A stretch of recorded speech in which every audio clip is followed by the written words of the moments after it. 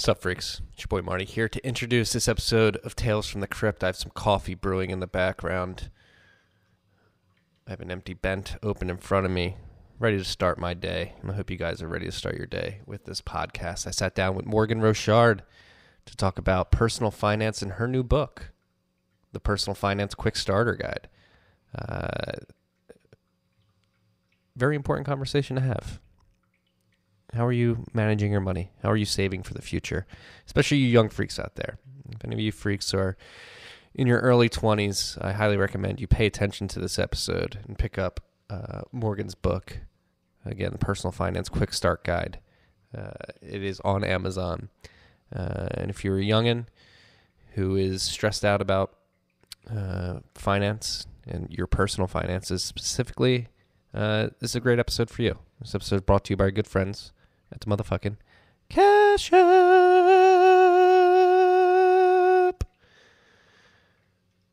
Wow, what an app. Cash App's you stack sats, send sats, sell sats if you want to, and receive sats. We're saying sats because you can make sats the standard in the app. We're no longer buying fractions of Bitcoin. We're stacking whole sats. On top of that, you can stack sats on a set cadence. You can DCA. You can set it and forget it. You can set automatic buys in the app, either daily, weekly, or bi-weekly. We're trying to front-run Matt Odell, so you got to wake up before 5 a.m. Eastern time here in the United States and set your daily buys before 5 a.m.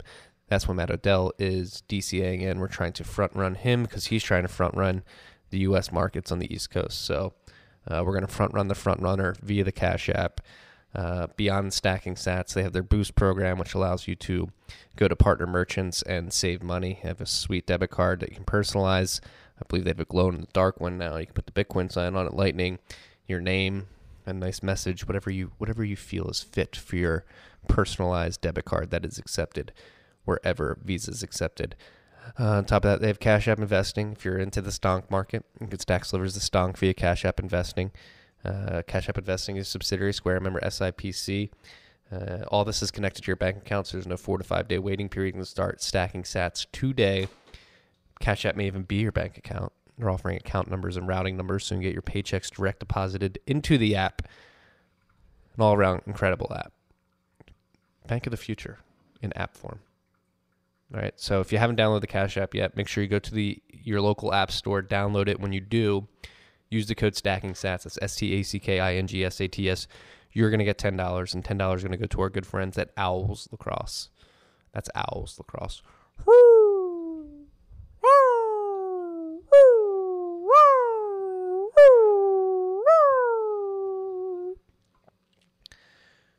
Download the Cash App and enjoy this episode of Morgen Rochard.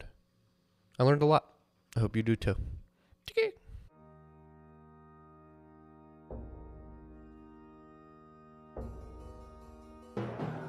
You've had a dynamic where money's become freer than free. If you talk about a Fed just gone nuts, all the central banks going nuts. So it's all acting like safe haven.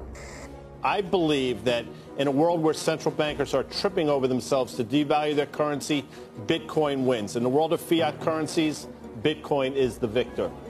I mean, that's part of the bull case for Bitcoin. If you're not paying attention, you probably should be. What is up, freaks? Welcome back to Tales from the Crypt. Very excited for this episode.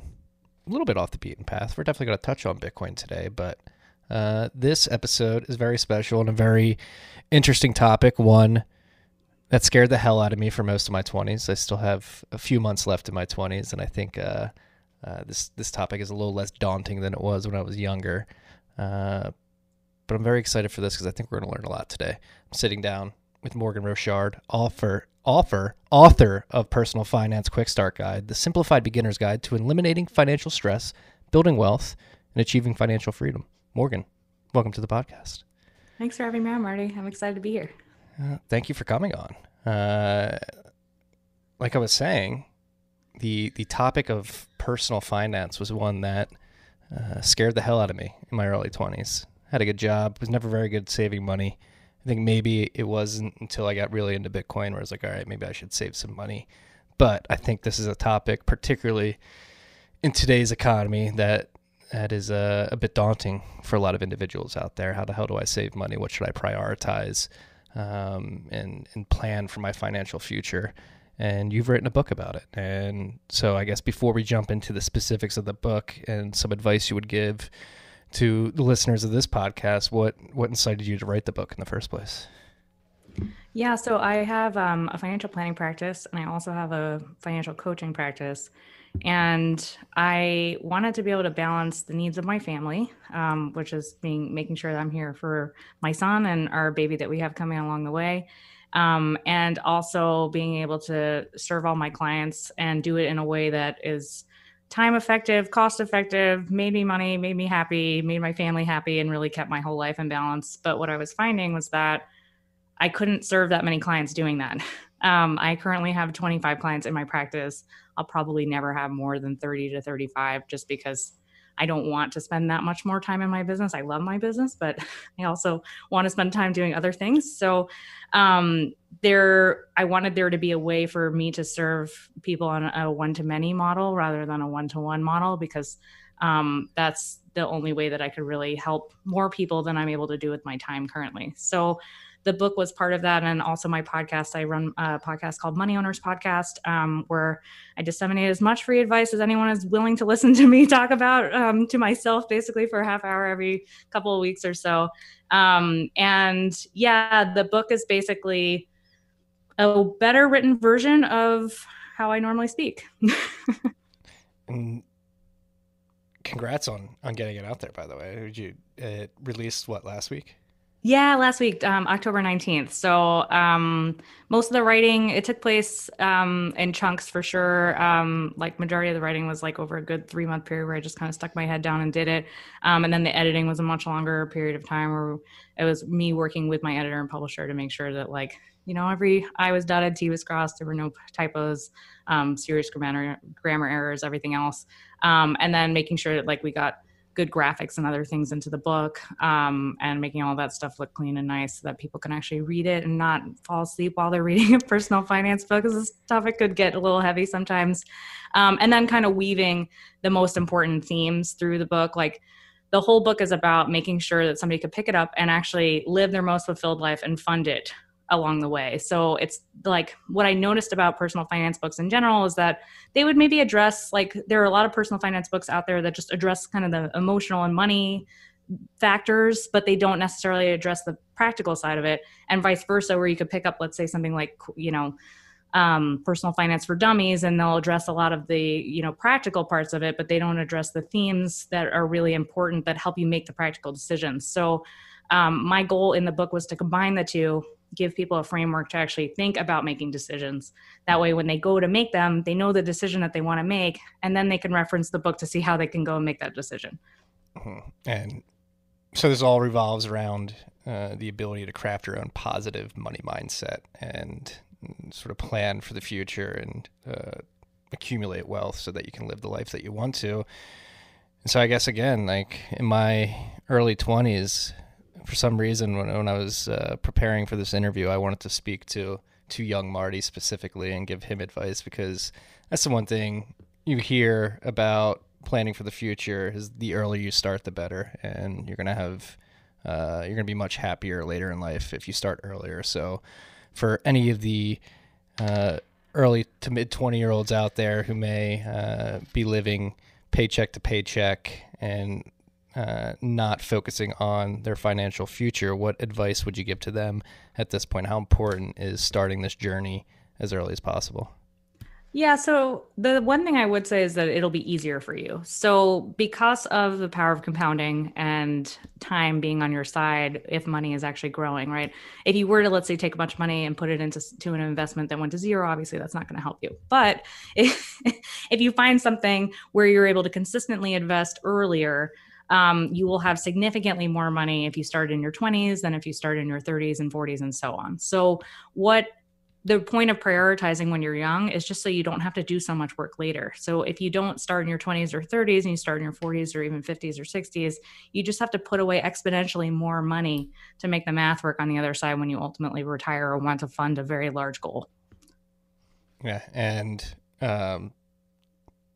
how would you recommend that somebody that is already living on a budget, maybe they're out of college, their salary is not as high as they like, they don't think they can save as much as they should be able to, so they just don't save at all because they don't think they can. What advice would you have for that cohort or that demographic? I love that question. How do you start? So the first thing I would say is that you want to prioritize your savings rate. And I'm going to be really precise about my language because I know your Bitcoin audience, there are different ways to approach saving. And then, so there's the savings rate, which is the flow of savings, right? It's your income minus your spending equals savings. And then you can take that savings and then go and invest it. And then there's savings stock, which would literally be that you're holding cash. So if I interchangeably use the words, I'm sorry, we just tend to use them like that. But let's concentrate on savings flow rather than savings stock for the purpose of our discussions. And you want to create savings flow, which is your savings rate.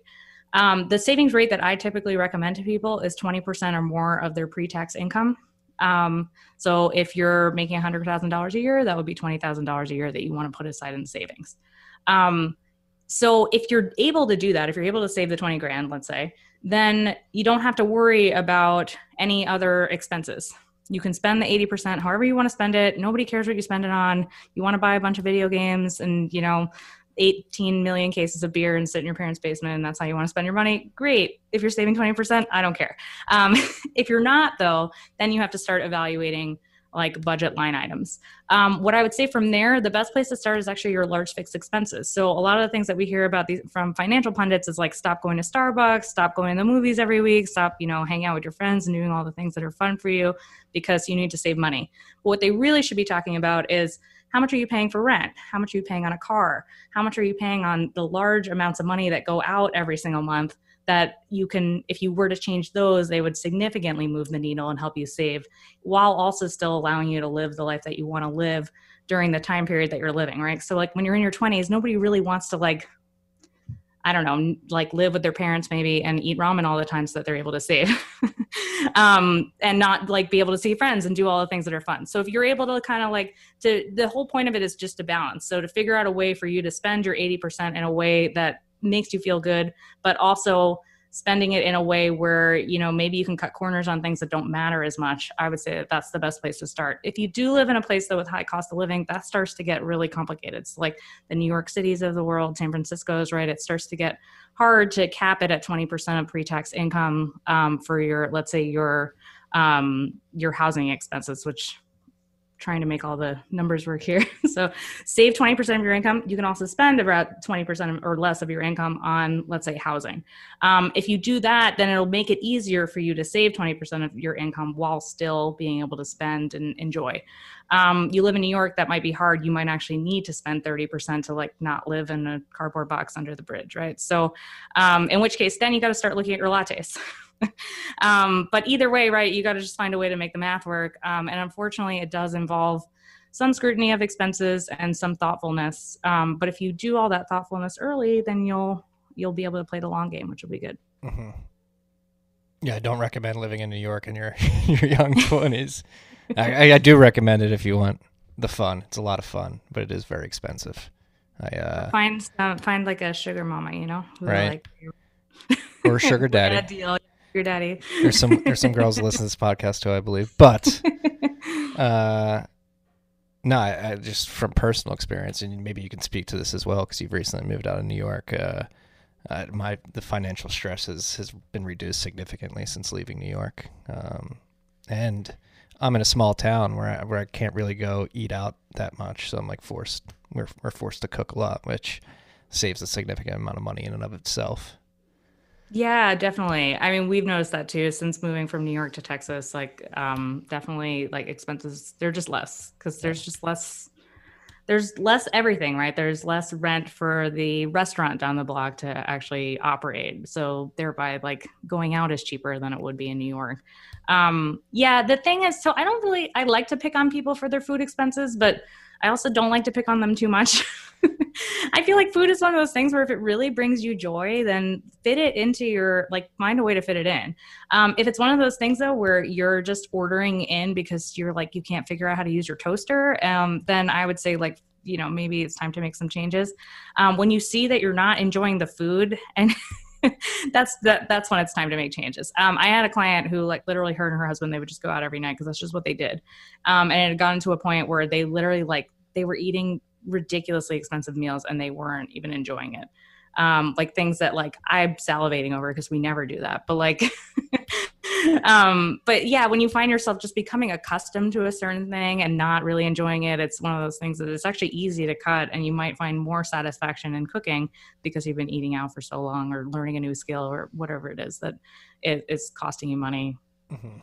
And so to shift a little bit here, how does credit and debt work into this conversation? How do you prioritize? Again, speaking to the young 20-year-old who may be out of college with some student debt, how do you prioritize that and fix that into, obviously that'll be one of your fixed expenses, I would imagine. Yeah, for sure. So that is definitely it's an income-based question too. When you come out of college, typically you have a lower salary than what you hope to make maybe down the road after. I mean, the hope, right, is that you went to college so that you can eventually make a lot of money, and you spent a lot of money on college so that project would actually be NPV positive, right?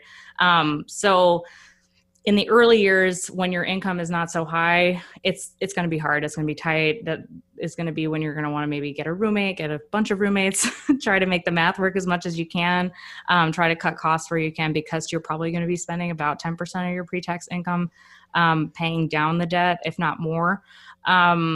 And that paying down debt is actually, it's considered a savings category. So even if you're not able to put aside money, like, try to set aside something. But paying down your debt is actually helping to increase your net worth, right? Because in a way you're going from negative net worth to positive net worth when you're doing it. So I always actually include that in the savings category. So you don't need to rearrange so much, but you do still want to figure out a way to save something if you just have student loan debt. If you have credit card debt, that's a kind of a different story. So you have to evaluate the interest rate. Interest rates right now are pretty low. Anyone coming out of college right now with student loan debt is going to have probably a pretty good rate depending on how long ago they started school. But I've seen them just be like 5% or below at this point is what people are coming out with. It's not a super high interest rate. There's kind of no point of you, like, aggressively trying to pay it down unless you have just loads and loads of debt. You went to grad school or something else like that. But that said, like, it might make sense. You have to figure out and do the math, right? It always makes sense to do the math on these things. There are a lot of financial planners out there. I'm not one of them, but who have it's a credential. Oh my gosh, I'm like losing. I can't remember what it is. I think it's the CSLP. It's like it's a college debt designation, and I'll get you a link for that so you can put it in the show notes. But basically, they can help you prioritize how to pay down your debt. And you'd obviously pay a fee to do that, but it would be maybe like a one-time consult fee to make sure that you're prioritizing and doing what you need to do. You have credit card debt though, those have high interest rates. So you're going to want to do everything you can to pay that off because interest is accumulating. It's really hard to get out from under that when interest rates are 20% plus. I've seen them be as high as 35%. So you got to be careful with that stuff for sure. And then if you're a young person buying a home, mortgage rates are so low. I mean, I don't see any reason why you'd want to pay that off early. Well, with credit cards specifically, I get ridiculed a lot because I've never had a credit card. I have like a $500 limit credit card that I just never use. And I've never had a credit card with a huge balance or high interest rate. They scared me. Like I like to use cash and what I have at hand. Is that a bad idea? Like, how do you go about building credit? Should that be a priority, or is it okay to go without a credit card with a huge limit? Yeah, I think it depends on what you want to do. If you are looking to buy a home down the road and you know you're going to want to finance it because you didn't save enough to buy the house in cash, or you don't want to you want to take on a car loan because interest rates are so low. In those scenarios, having credit will actually help you have lower interest rates because they'll see, this person has a credit history. They will actually pay off their debt. They're a good credit. I don't totally agree with how they calculate all this stuff, but I mean, I don't make the rules. We kind of just have to follow them. And one of the rules of credit, is that you have to use credit in order for them to know that you're good for your credit. If you're the kind of person though, where if you get a credit card, you're maxing that thing out all the time and you're not even, you're only paying the minimum balance rather than paying the whole balance off at the end of the month, I would say it's better for you not to have that card at all and to just not build up credit than it would be for you to try to build up credit to eventually get more credit, right? Like debt is kind of like, what's the best way for me to put this? Debt's kind of like fire. So a campfire is nice, right? You sit around the campfire, you can, roast marshmallows, you can dance around the campfire, you can get a little bit of warmth from the campfire, right? And everything's great. A little bit of debt's fine. When you have a wildfire situation, right, where you've got credit card debt like crazy, you also have student loan debt, maybe you also have a mortgage. I've seen things like this where people, it can really get out of control. You even have IRS debt sometimes where people are running a business and they get behind on their taxes. Right. That's a situation that's extremely difficult to come back from, where you have to make significant cuts in your spending to make the math work. Otherwise, you're just stuck under debt for a really long time. So I would say, do everything that you can to build good credit, but don't do so much that you end up in a wildfire situation where you're worse off than what you would have been had you not done it at all. I like that advice. Yeah, I try to put like a couple $100 on my $500 limit card and pay that off every month just to show that, hey, I can pay this back. Hey, you're doing it. You can even get a credit increase probably if you're only spending that much. It'll help your credit. Yeah. Will it? All right, maybe I should apply for that. Yeah, go to $1,000. You only spend $200 a month. You're fine. Yeah. And all right. There is a huge section on debt in my book, and I encourage people to buy it. It goes really in depth on all the different strategies, how to get out from debt. If you are in debt, it is a good idea to really be budgeting. We try to keep people away from budgeting because they hate it so much and it's tedious and horrible and not fun to do. So if you can get away with simple rules of, hey, if I'm saving 20%, don't worry about the other 80%. But when you're in significant debt, sometimes those rules don't really apply to you anymore. And you actually have to do a deeper dive and make sure that you're evaluating every line item, seeing what you can change. If you have significant debt, you might even want to be saving, i.e. putting more money towards your debt than 20% of pre-tax income, just so that you pay it down faster and move on with your life. I mean, I've never met anyone who says that their goal is to live in debt, right? Most people, when they think about their most fulfilled life, they're talking about traveling around the world and having kids and starting a business or, starting a nonprofit, whatever is really important to you. Nobody's ever I would love to have tons of debt. So something to think about when you're balancing the needs of today with the needs of the future. Okay. And this is where we can transition to Bitcoin, because you were married to the man who wrote one of my favorite pieces on Bitcoin, which is called Speculative Attack. Speculative attacking your debt via Bitcoin. Would you recommend this? Well, I think he's still mad at me about this, to be honest. So if you're right, if the thesis plays out and Bitcoin does replace the US dollar and there's a day where people don't want dollars anymore and they only want Bitcoin and all debt will basically be canceled because dollars will be worth Zimbabwe dollars, then yes, it would make sense for you to not pay down your debt, take on as much debt as possible, buy as much Bitcoin as you could, and live that way, right? The problem with that is the time. So I actually recently got asked about doing a cash out refinancing on your mortgage to go buy Bitcoin. And the question I always have for people is okay, in the meantime, before your thesis plays out, if it does and when it does play out, how, and we don't know how long it's going to take. We always I feel like Bitcoiners tend to be really optimistic about how long these things will take. If you had asked Pierre 7 years ago when we met, he was saying next year, and here we are in 2020 and, Bitcoin has still not replaced the US dollar. So it's kind of one of those things where can you keep your head above water in the meantime? If you're going to do that as a strategy, are you able to at least pay down enough of the debt while you're still buying Bitcoin with your money so that you're not in a situation where you're foreclosing on a house, you're getting margin calls on other assets, you're literally broke and can't put food on your table, right? You're homeless. Obviously, we can go to the worst case scenario where it could get really, really bad. And then you also have to go sell all your Bitcoin because you couldn't make ends meet. In which case you pretty much forfeited your entire personal financial life for something that, might happen, but we don't know how long it's going to take to happen. So in the meantime, I would say balance, right? there's a responsible way to use debt, and there's a responsible way to have Bitcoin be part of your investment allocation. And I don't see any reason why you couldn't have a little bit of both, and wait and do it in a way that doesn't put your whole life at risk. That's not what everybody wants to hear. Morgan. I know. I'm sorry. I know. Do you want just throw caution to the wind? Just start buying Bitcoin and take on debt. It's gonna be fine. I feel like the SEC is gonna like knock on my door after this conversation. You're like, I was kidding. It was a joke. I was kidding. I never give financial advice without knowing somebody's situation. It is. Again, I said this before we hit record. It seems like there are a lot of Bitcoiners out there who, I don't want to say overextended, but they believe in Bitcoin and its promise, potentially could be vulnerable to the timing aspect that you just described.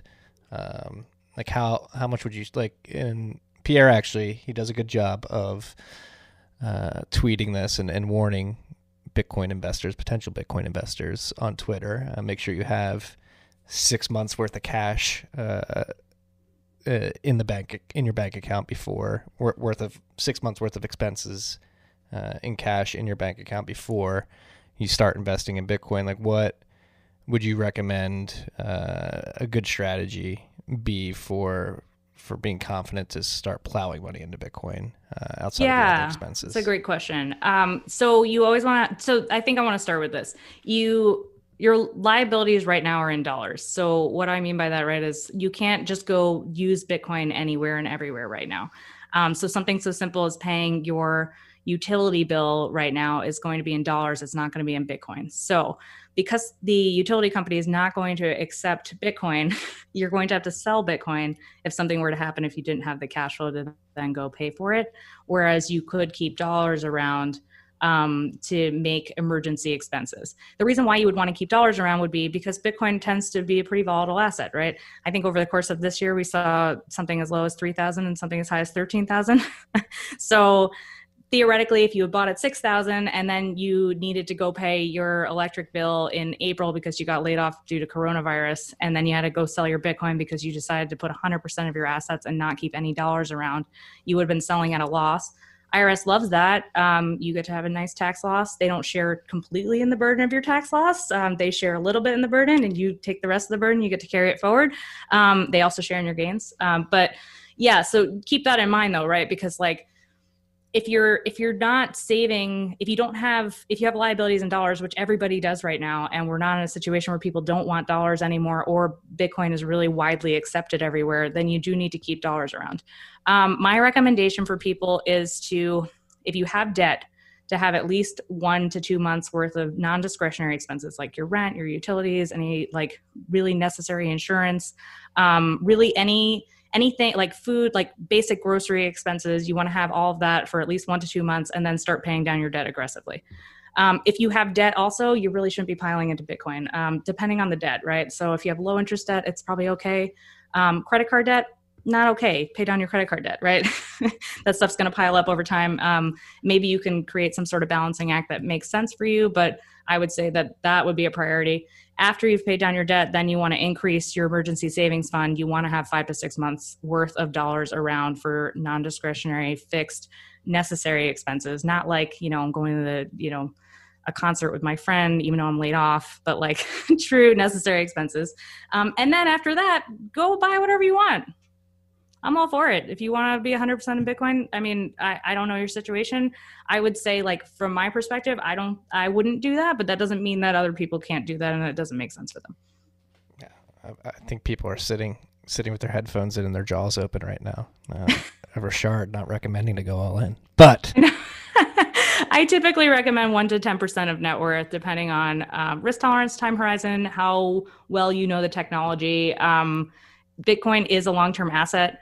I don't like to hold anything. I don't like to hold anything over a short period of time that could be very volatile in how it fluctuates. So Bitcoin's a good example of that. Stocks, real estate, all three of those would kind of be in like the risky bucket category, quote unquote. So if you're going to hold that stuff, you better be ready to hold it for 20 to 30 plus years. if you want to go buy a house, let's say in 3 to 5 years, I wouldn't put your money in Bitcoin, right? Like that's when you have to start thinking about asset allocation of like, okay, I need to keep some cash around because if Bitcoin doesn't do what I think it's going to do over the next 3 to 5 years, then I'm going to be in a situation where I'm selling at a loss and then probably potentially buying less house than I'm able to do. So again, it's hard for me to give recommendations about exactly how much people can put into Bitcoin without knowing exactly what people want to do later on with their money. But I mean, keep that stuff in mind of like, okay, this is a long-term asset. Am I matching it with a short-term goal or a long-term goal? I really like that advice, and I think it brings up a good point too, because I think there are a lot of Bitcoiners out there who are expecting a price increase to make a big purchase like a house. But I would rather see Bitcoiners hold Bitcoin and buy a house with cash, considering the tax burden that would come when you go to cash out that Bitcoin. Let's take an optimistic view. Say Bitcoin does increase significantly in price, and you use it to buy a house. You're gonna take a significant tax hit when you go to sell that Bitcoin, unless at that point in time you can use it as collateral, which who knows, maybe that'll happen. But I think there is a responsible way to hold a significant cash balance and a Bitcoin balance, so that you don't have to sell your Bitcoin in the future. I guess the question I'm getting at here is, take an optimistic view of the future from a Bitcoiner's perspective. The price of Bitcoin goes up considerably. How do you recommend they handle and manage that new wealth denominated in Bitcoin? Yeah, it's a great question. So I think it totally depends. I'm sorry. I feel like I'm going to keep Okay. starting all my answers with that. Okay. It depends, but it also is one of those things of like, what do you want to do with the wealth later on, right? So if like your whole goal of buying Bitcoin was like, okay, I'm going to quit my job, I'm going to say F you to everybody in my office, I'm going to do a little dance, and then I'm going to live off my Bitcoin with my family for the next 40 years. I don't know. I feel like I hear that a lot, so that's what I'm using as an example. But yeah, so imagine that's your example, to retire early. So if you're looking to retire early or do something like that, right, then you're taking smaller distributions based off of your Bitcoin, depending on your spending, and you'll have to take into account taxes. You might even want to think about where you're living, because certain states charge taxes on capital gains, whereas other states don't have a state income tax, in which case you could save 10% by moving from New York to Texas, let's just say, because Texas has no state income tax. New York City charges 10% basically all in between city and state. So, and then from a federal perspective, the capital gains rates are actually pretty good.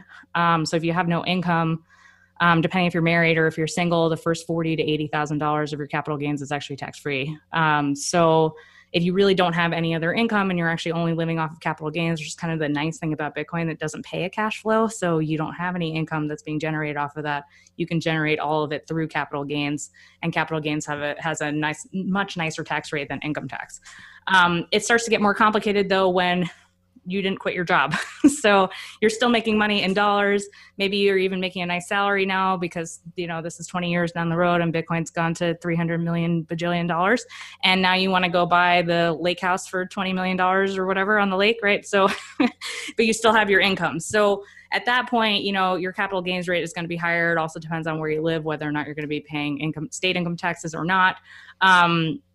And I think it's one of those things where you're like, okay, look, I kind of won, so I'll just pay some taxes. I mean, I wish there was a way around it. There are other tax planning things that you can do, right? You can put money into retirement accounts. If you're running a business, you can reinvest back into your business so that you have a lower income year in a year that you're going to be taking large capital gains. That way you don't pay as much in taxes. There are ways for you to do retirement accounts where you could really stock a lot of money away to lower your income. I'm trying to think what else you can do. Yeah, you can do charitable giving. That's a good way to kind of get some income off the table when you're doing a large purchase and you're going to be selling a lot of stock or Bitcoin or something else. Mm-hmm. Staying on this optimistic tip, do you recommend spinning up an LLC, maybe holding Bitcoin there? Or I know you mentioned retirement account, IRA. I know our friend Jeff Andrew has the Keykeeper IRA, which is tax preferable. Yeah. But is there other avenues? Like, do you recommend?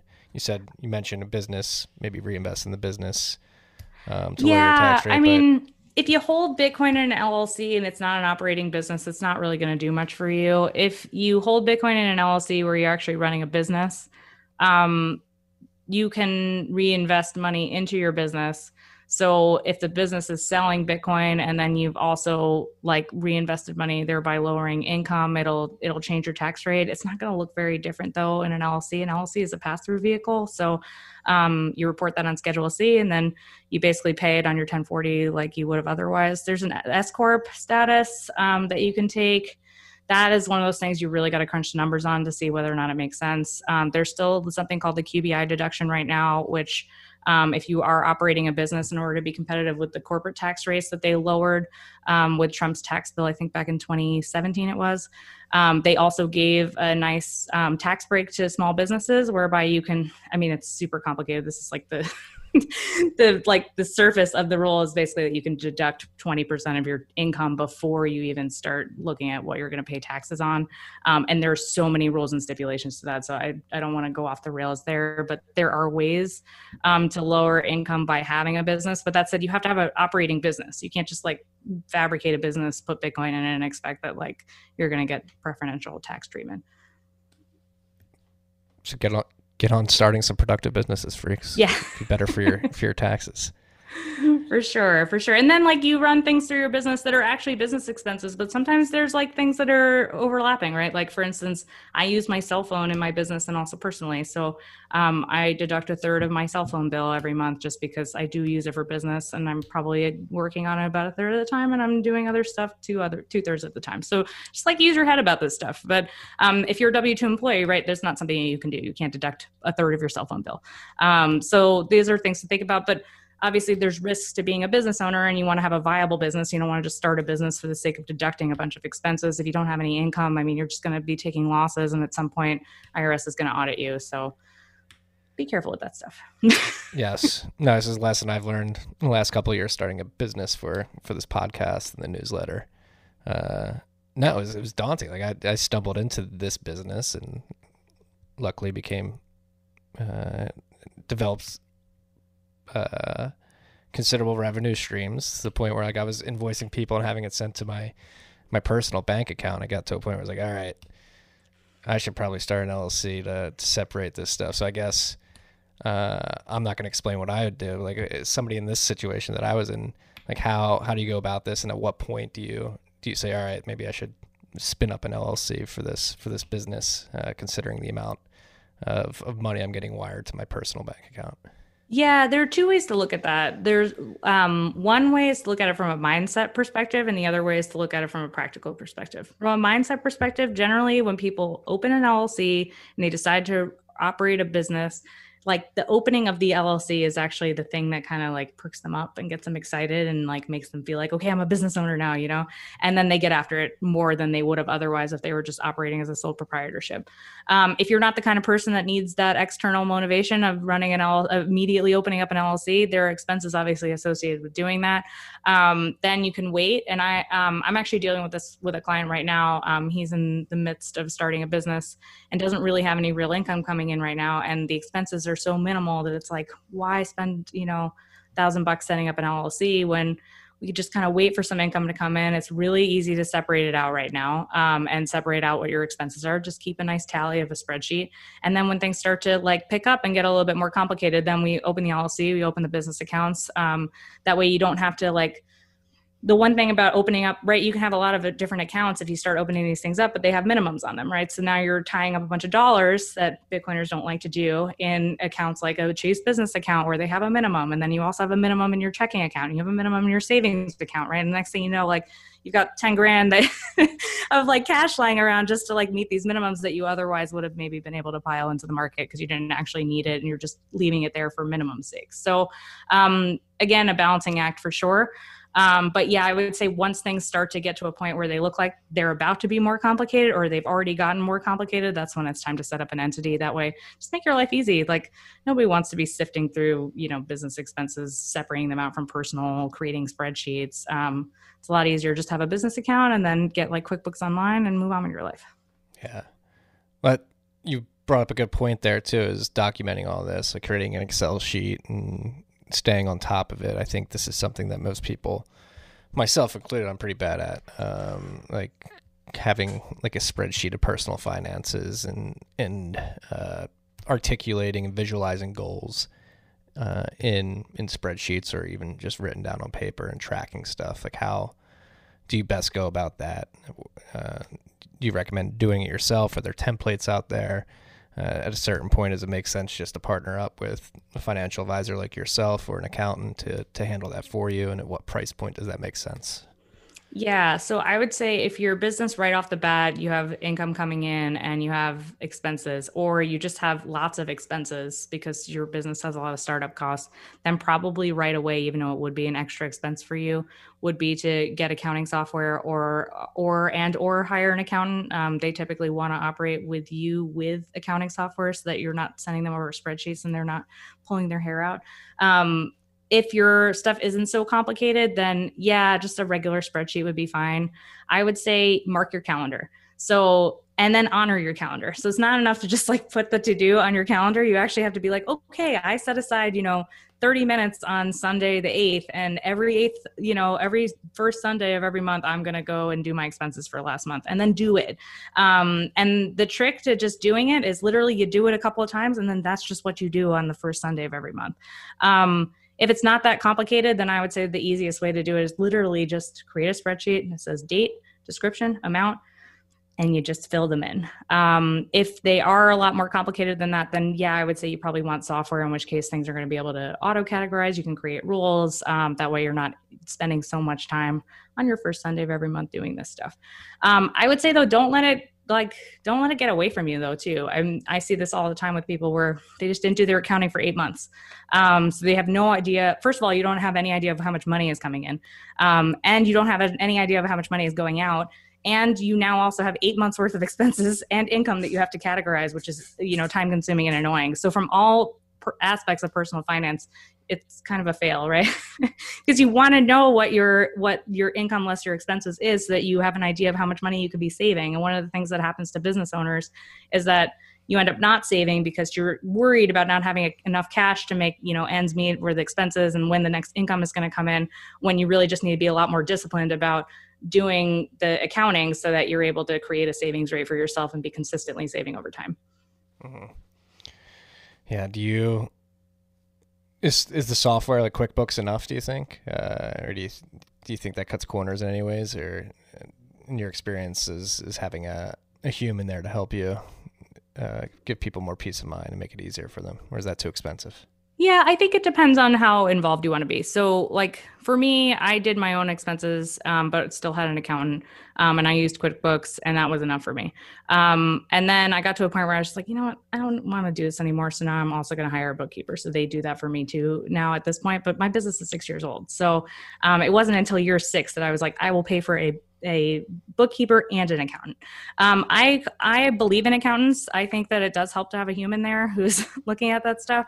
I know plenty of people who use TurboTax. I have clients who use it too, and we review returns all the time. I personally feel more comfortable having an accountant file that stuff for me, having somebody there who would be able to back me up if something was wrong on my return, right, where they can answer an IRS letter. And I even help clients with that stuff, and I still feel more comfortable and confident with an accountant doing that for me.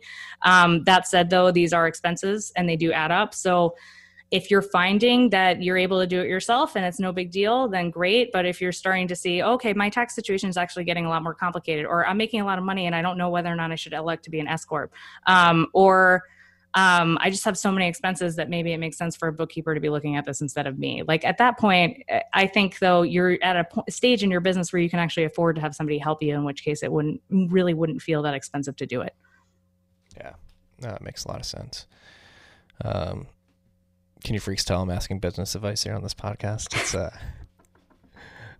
no. Happy to answer any questions you have, Marty, about your business personally. This is a free consultation. Kidding. What is the number one mistake you see people make out there?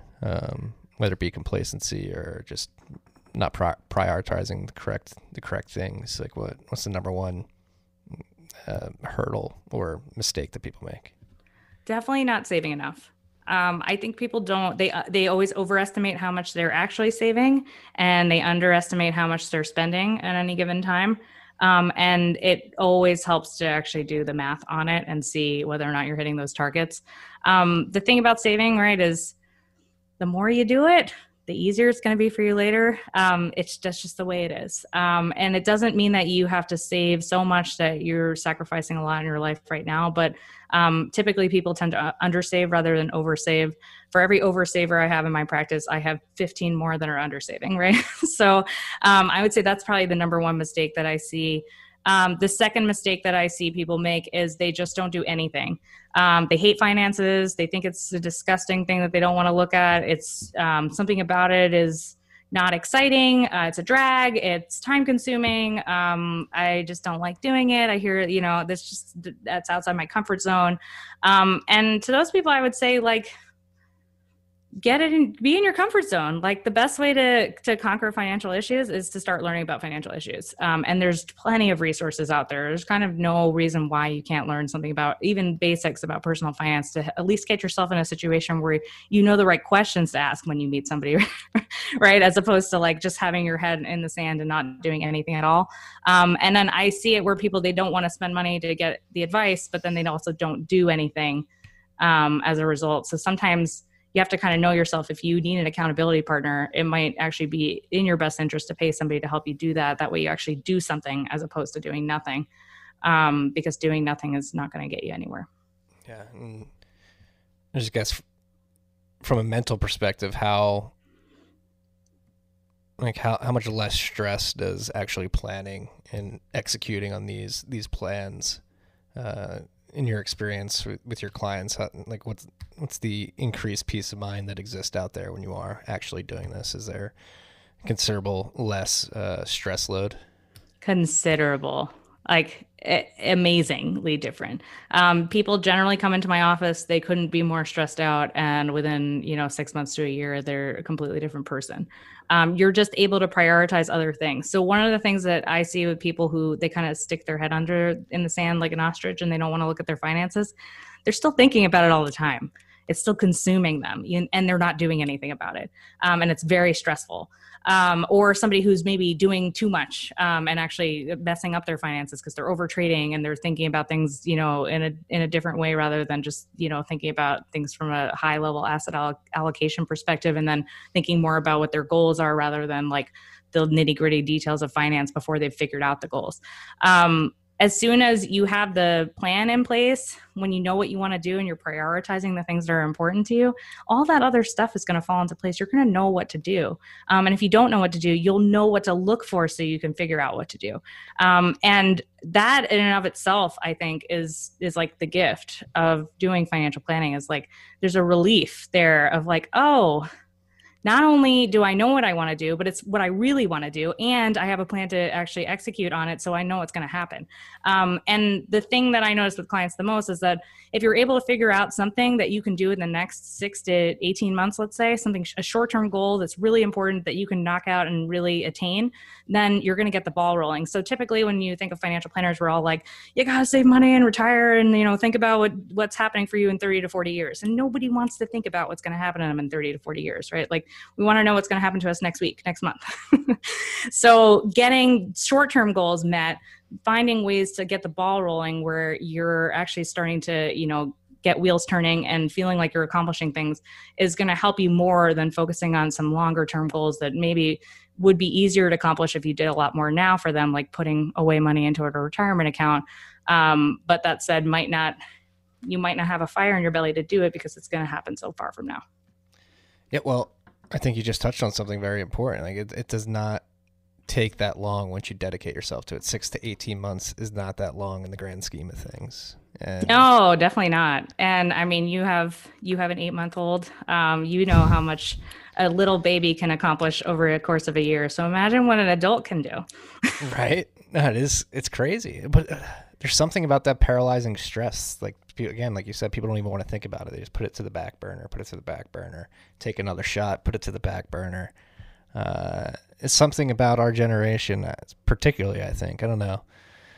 I don't want to speak for all millennials. Things that we find unpleasant in general, it's easy to put to the back burner. Like, for instance, I have compliance in my financial planning practice. I have to do it. It's important for me to do it. The state is going to audit me. I don't like doing it. It's not adding value for my clients. It costs me time and effort and money. And if it were up to me, I would never do it. But because it is required of me and it's something that I wanted to be held accountable to doing, I hired somebody to help me to do that. And that alone, I mean, that's worth the price alone. And she also actually does other stuff for me, which is nice. But like, she sends me emails and says, hey, you have to do this now. And then I'm like, okay, I got to do this now. And I do it, right? Like there's something nice about that. So even if you don't want to hire a financial planner, find somebody you could be accountable to, right? Like your spouse, your roommate, your parents, your siblings, like people out there, they want to help you. And if you're willing to kind of let your guard down and open up about something that's really important to you and ask them to remind you, like, hey, did you save this month? Did you pay down some debt this month? Did you buy some Bitcoin this month? I don't know, whatever your goal is, right? Like it does help to have somebody else be on your team cheering you on who is there for you and wants to help you and wants to help you achieve that goal. Yes. Accountability buddy. Or accountability buddy? Is that what they're called? Accountability? I forget. Accountability buddy. It sounds right. Accountability. You need a buddy for accountability.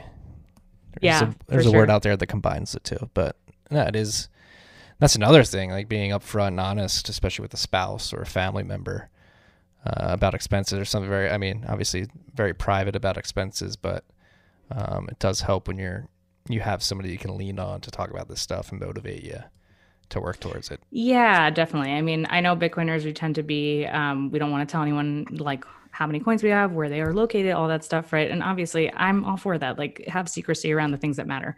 But there are things that you can say to other people that will help you achieve financial goals, right? That don't put, let's say, your finances in jeopardy. And I'm sure, I hope that everyone listening to this has at least one person in their life that they can trust to do that kind of thing with. I'm lucky to have my wife. She whipped my financial life into shape. Thank God.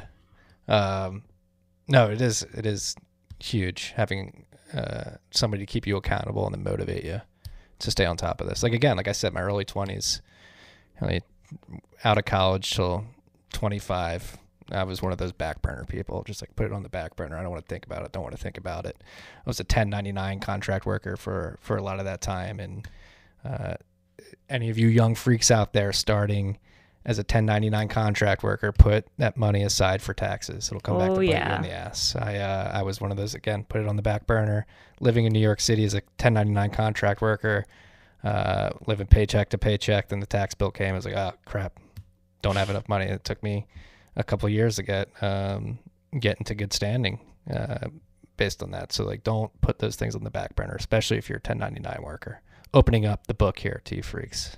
Yeah, for sure. Same thing for business owners. I mean, if you're a contract worker or a business owner, you've got to set aside money for taxes and you have to do it in a way that makes sense. So same thing with what we were talking about with business expenses and knowing what your income is. You're not going to know how much you need to set aside if you wait till December 31st to have done all of your income and expenses, right? And if you're spending money in the meantime, the last thing that you want to do is end up in a situation where you've got like a large tax bill and you have no money in your account. And also you happen to buy a bunch of Bitcoin and now you're selling it. So yeah, it's one of those things where like short-term tax liability can't really be met with a long-term asset like Bitcoin.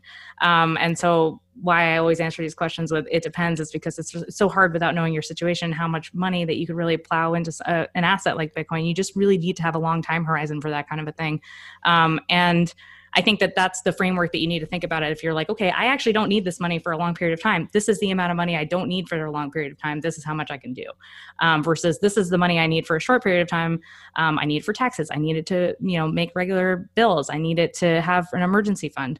I need it to buy my wife an engagement ring. I don't know, whatever you're thinking about, right?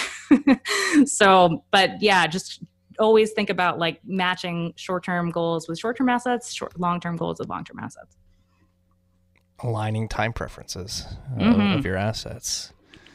That's a very good advice. Because obviously the listeners of this podcast are very focused on the long-term value of their Bitcoin holdings, but you got to keep the short-term in mind as well. Like you said earlier, the timing of Bitcoin success is not predictable. So you can't. Unfortunately, yeah. I wish it were. I mean, I wish I had better advice. I feel like I'm always coming in and like, crapping all over people's plans. Like one of my clients is always saying, he's like, every time I meet you, I just feel like I'm never going to retire. Well, if you saved a little bit more money, these meetings wouldn't suck so much, But yeah, it's one of those things where it's like, I love to just like rain glitter all the time and tell people that they can do whatever they want. It's just unfortunately like not the way that it works. And like wealth is it's a simple equation, right? It's income minus spending is savings. And then you do something with that savings. And there's no way around it. And I keep getting like people on Twitter find me and they say, no, you do this, you do that. You can, but it's still income minus spending equals savings, right? Even if you, let's say, had options in a business that then IPOs, if you spent that money from the IPO, right, you wouldn't have that as savings anymore that you can invest. So maybe it would be a lot more money because of the IPO and everything else, but you still have to be willing to not spend it on something. And that is really the driver of wealth, and nothing else, unfortunately. Yes. And it's, you got to think about the stuff, freaks. I know we're all gung-ho on Bitcoin and we think it's going to take over the world. I truly believe that. You can't time it, though. You got to take care of your expenses and your family in the meantime. So be responsible. Hard truths. You need to hear hard truths every once in a while. And again, a lot of people just want to plug their ears and say, I don't have to worry about this. Also, the more you do, right, the more you're willing to plan and see how much income you have coming in, or maybe try to make more income, right, the more you'll be able to go and then buy the Bitcoin that you want to buy, right? I think that's kind of the thing that's lost often with financial planning is that if you do the planning, if you run your numbers, then you'll actually know how much you can do. And then you'll know too, also, okay, if I do X, Y, and Z thing, then I can do more. And if like your ultimate goal is really just to accumulate as much Bitcoin as you can, there's no better way to do it than to be like evaluating your own personal finances and seeing how you can make the math work for you. Be aware, freaks. Be aware. Morgan, I know I only blocked off an hour for this interview, so I want to be respectful of your time. Last question. What are your thoughts on Susie Orman? I was not expecting that question. She's got a bad haircut.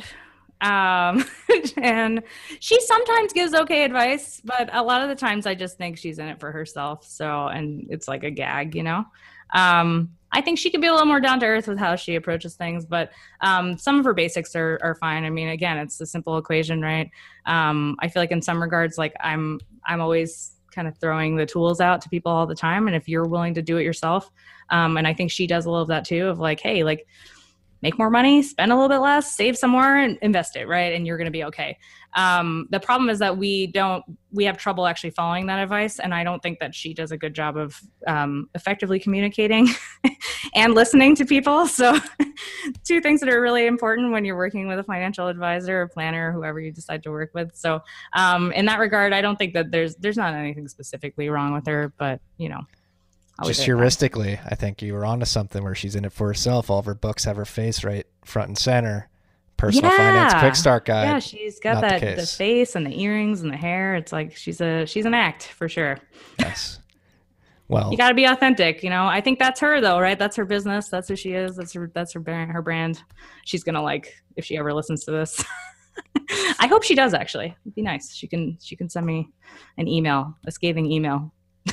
Well, Morgan, I'm a big fan of your brand because it seems that you actually care about your customers. Like you said, you only want 35 max customers for what you're doing. Clients, interchangeable. But quality over quantity. And I really like the intention behind this book, one-to-many instead of one-on-one, because you want to be able to service the clients that you already have on your book, but you also want to help others. And the best way for you to do that was to write this book. So props to you for doing it, number one, and congrats on launching it. I'm very, very happy for you. Thank you. Yeah, I do care about all my clients, and I care about everybody. I want everyone to be financially successful. I think if we all lived in a world where people tried to live their most fulfilled life, like imagine what that would be like if everybody really was doing what they wanted to be doing all the time. And I don't mean that in a YOLO sense. I mean that in like the things that are actually important to us. It'd be a nice world to live in. So the more I'm able to disseminate information and help people do that, I think just the better this place is going to be to live. Yeah, I completely co-sign that message. And go pick up the book. Where can we pick it up? Where can we find out more about you? Where can we find your podcast? How can we start taking steps towards a better financial future for ourselves? Yeah, great. My book can be found on Amazon. It's the Personal Finance Quick Start Guide. And you can also get it on Clydebank Media, which is my publisher's website. I think they actually direct you to Amazon if you go there, though. So probably just go to Amazon. My podcast and my financial coaching practice is Money Owners, and that can be found at moneyowners.com. You can also submit questions to me if you want them answered live on the podcast. I just had a really good Q&A session that I released on Sunday last week. It was all about housing, and we got some really good questions. So if you want a question answered live by me, my suggestion would be to just put as much information into that question as you can. Otherwise, you're going to get a really bland, it depends answer, and it's not actually going to be specific to you. But you can do that on my website, moneyowners.com/ask Morgan with an E, or you can find me on Twitter, Morgan with an E, Rochard, or money_owners. We will link to all of this in the show notes. Morgan, congrats. #1 new release in college and university financial aid. Thanks. On Amazon. So the book is #1 on the list right now. If you freaks are out there, if any of you young freaks are out there in your early 20s, sort of not thinking about finances, as somebody who put finances on the back burner for a lot of my early 20s and didn't clean up my act the last few years. Specifically, I highly recommend picking up this book, starting early. Start early, freaks. You young freaks out there. I know some of you are older than me as well, but I think you would co-sign the advice we're giving right now. I hope you would at least. Morgan, thank you for your time. Tell Pierre I said hey. I will. Thanks, Barney. It was fun. All right. That's all we got today, freaks. Peace and love.